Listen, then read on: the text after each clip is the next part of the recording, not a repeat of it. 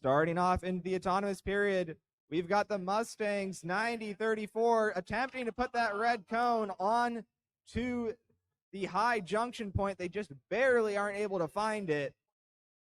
Meanwhile, on the Blue Alliance side, we've got Cerberus parked in a zone. We'll have to wait till the end to see if that's the correct one for this match.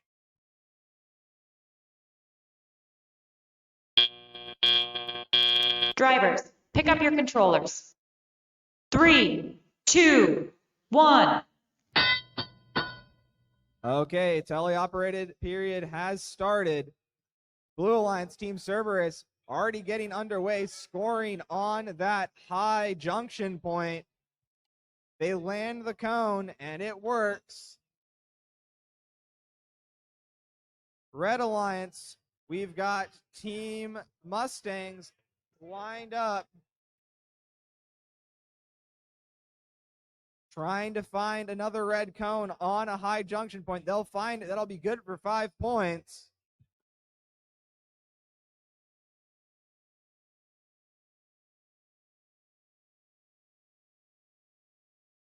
On the Red Alliance side, we've got 14919 pushing a red cone into that terminal. That'll be good for a point and help build them a circuit if it stays. Their alliance partner, 90-34, drops another onto that high junction point, securing 5 points, but it's immediately taken back by Cerberus of the Blue Alliance.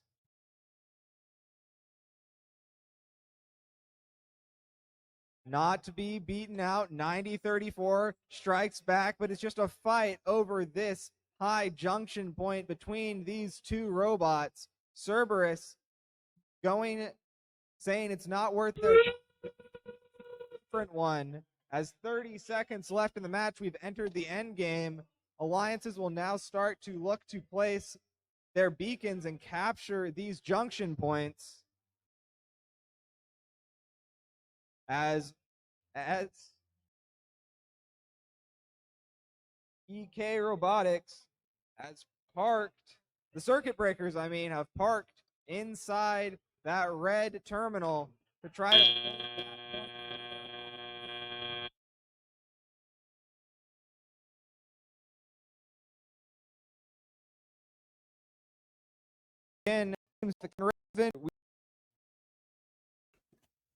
it's going to be the Blue Alliance winning with a score of 60-47. Comes down to an extra 20 points scored in that autonomous period. Great scoring overall for both of these teams.